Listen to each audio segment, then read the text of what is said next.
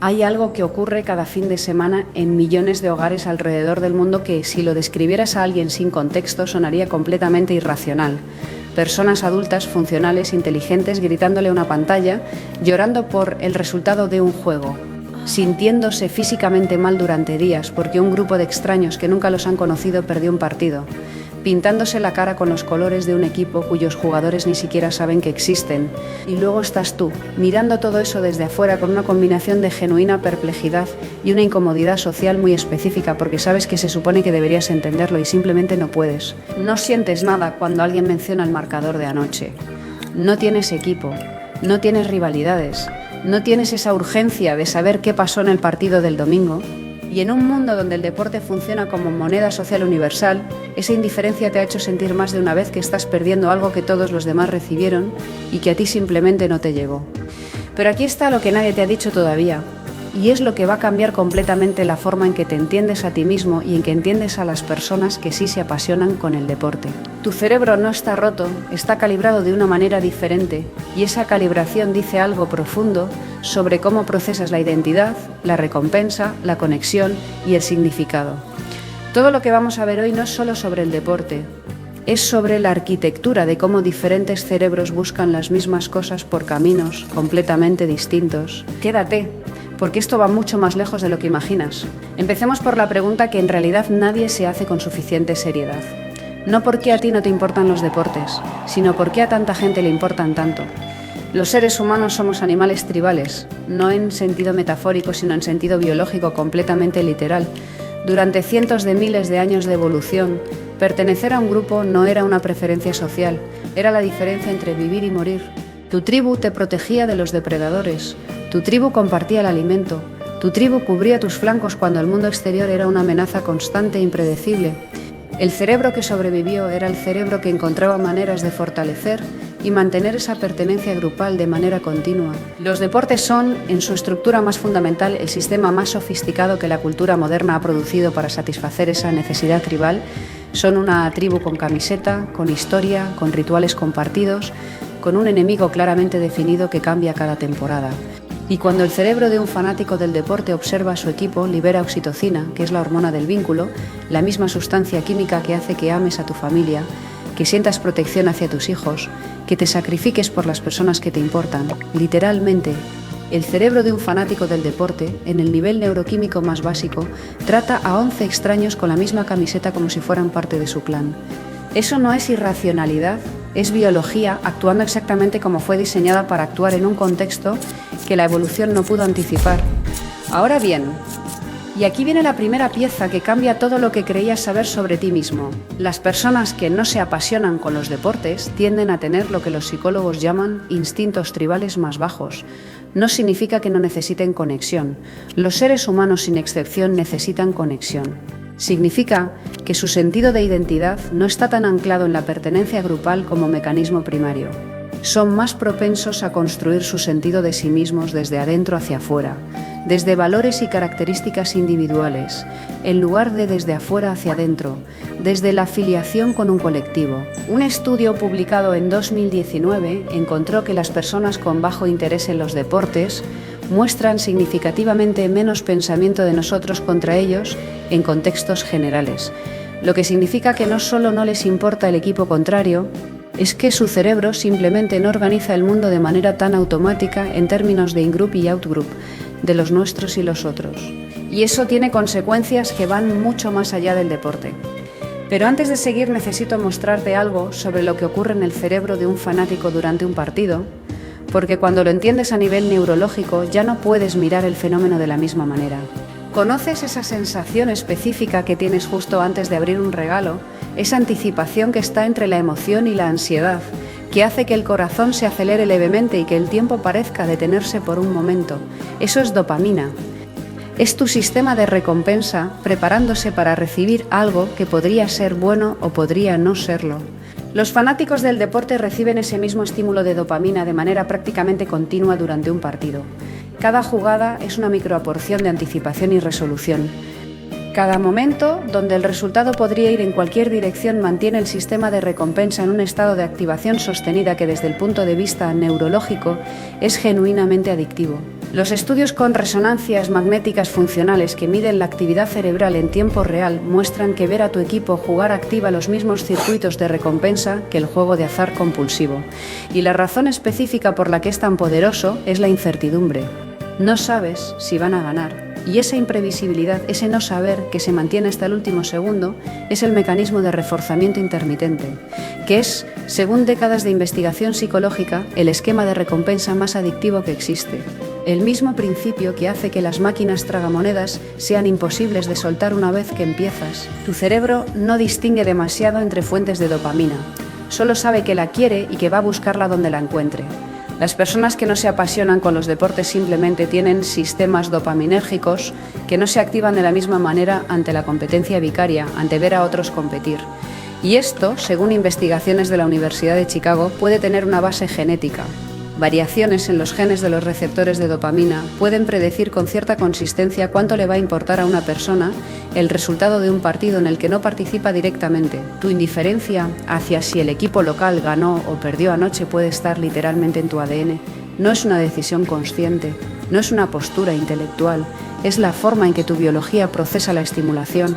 Pero aquí viene algo que resulta aún más fascinante y que explica un patrón de comportamiento que los fanáticos del deporte exhiben y que desde afuera parece absolutamente inexplicable. Cuando el equipo de alguien gana, esa persona dice ganamos. Cuando pierde, dice perdieron. Nota el cambio de pronombre. En la victoria se incluyen, en la derrota se distancian. Los psicólogos llaman a este fenómeno irradiarse en la gloria reflejada. Es la tendencia a asociar tu identidad con los éxitos de un grupo al que perteneces y a disociarte de sus fracasos para proteger tu autoestima. Las personas que no se apasionan con los deportes rara vez hacen eso. Su autoconcepto es más estable, no necesita victorias externas para mantenerse sólido. No requiere que 11 extraños jueguen bien un domingo para que esa persona se sienta bien consigo misma el lunes. Hay una consistencia en su sentido de sí mismas que no depende de variables que están completamente fuera de su control. Y ahora llegamos a algo que probablemente no esperabas escuchar en un análisis sobre el deporte. Los fanáticos del deporte frecuentemente puntúan más alto en ciertas medidas de empatía. Y eso parece contradictorio hasta que lo entiendes. Lo que están practicando semana tras semana, temporada tras temporada, es la habilidad de involucrarse emocionalmente de manera profunda con la experiencia de personas que no conocen, de que les importe genuinamente lo que le ocurre a alguien más, de sentir las victorias y las derrotas ajenas como si fueran propias. Esa es una forma de empatía, ejercitada en un contexto muy específico, con reglas muy claras y con bajo riesgo personal, pero empatía al fin.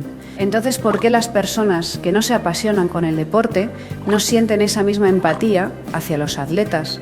La respuesta es lo que los psicólogos llaman asignación de empatía. Todos tenemos una capacidad finita de involucrarnos emocionalmente de manera profunda con algo. Es un recurso que se distribuye, no que se multiplica infinitamente. Y las personas que no dirigen esa capacidad hacia el deporte la están dirigiendo hacia algún otro lugar. Un estudio publicado en 2021 encontró que las personas con bajo interés en los deportes puntúan significativamente más alto en apertura a la experiencia y en apreciación del arte y la belleza. Están obteniendo sus momentos de elevación emocional, de significado, de trascendencia a través de otras rutas: la música, la literatura, la naturaleza, las ideas, las relaciones personales, los proyectos creativos, las causas sociales. No es que les falte la capacidad de apasionarse, es que su pasión encontró una dirección diferente. Su cerebro está buscando exactamente lo que busca el cerebro del fanático deportivo: significado, conexión, la sensación de que algo importa. Solo que lo encontró en un mapa completamente diferente. Pero ahora quiero que consideremos algo que la mayoría de análisis sobre este tema evita decir porque complica la narrativa simple. Para algunas personas, la indiferencia hacia el deporte no es solo una diferencia neurológica o de personalidad.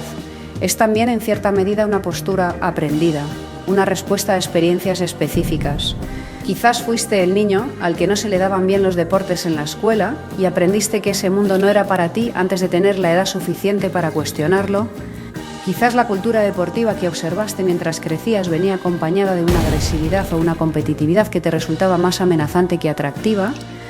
Quizás simplemente nunca tuviste a alguien que te introdujera a ese mundo de una manera que se sintiera accesible y acogedora, y sin ese primer ingreso el interés nunca tuvo oportunidad de desarrollarse. O quizás simplemente te parece aburrido, y eso también es completamente válido.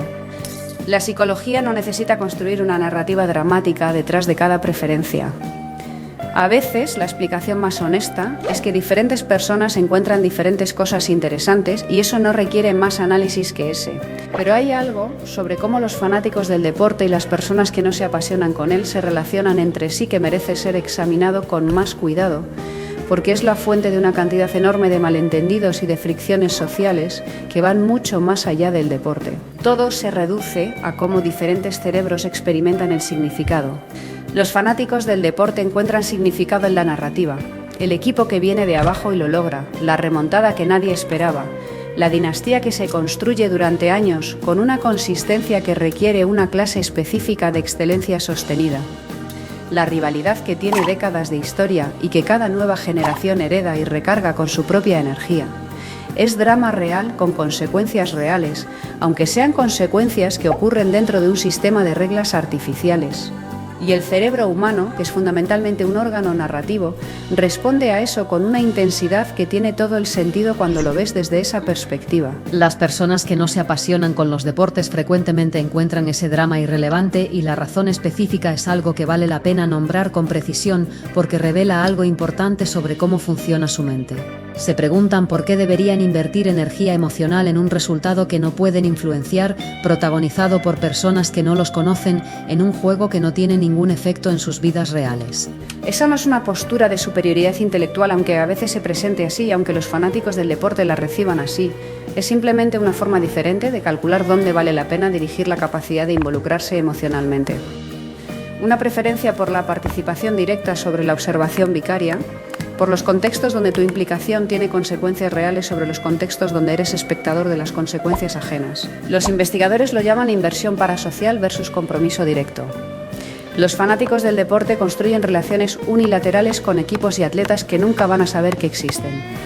Las personas que no se apasionan con los deportes prefieren invertir esa energía emocional en relaciones donde hay reciprocidad, donde su presencia y su cuidado tienen algún efecto en el otro, donde son participantes y no simplemente audiencia. Ninguna de las dos estrategias es superior, son simplemente maneras diferentes de navegar la necesidad humana de conexión y de sentido.